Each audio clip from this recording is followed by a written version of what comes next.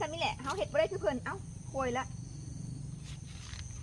อยากเตือนทุกคนเนาะว่าเวลาเฮ็ดเกษตรนะเขาก็ลองผิดลองถูกบางอย่างมันก็ว่าเหมาะกับสภาพบ้านเฮาหรือว่าเหมาะเฮาอาจจะเบิ่งแงงบ่ได้สินะแต่ว่าโอซิมาซีเบิ่งวันสิแซ่บบ่เป็นจังซี่อุ้ยโวยเบิดละเป็นแต่อีต้นเป็นยังไงมันกะเลี้ยงลูกได้ดีได้เป็นแม่ที่ดีกล้วยเนาะเบิ่งไหมกล้วยเซเว่นโอเคยกินแล้วมันหอมมันแซ่บบัดนี้ก็คือสิซื้อกินเอาซะเนาะแต่ว่าบ่ฮู้ว่าสิรสชาติคือของเขาเบิ่นบ่เพิ่นน่ะปลูกดีเนาะปลูกยังก็ต้องเพียรต้องเบิ่งต้องหุดน้ำมันมักน้ำกล้วยเซเว่นน่ะแต่โอปลูกไว้กะมันหลายต้นน่ะนะ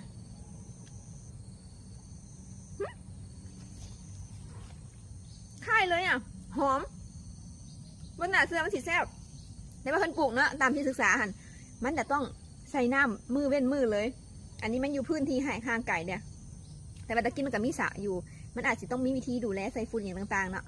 เพราะว่าปลูกเกษตรผสมผสาน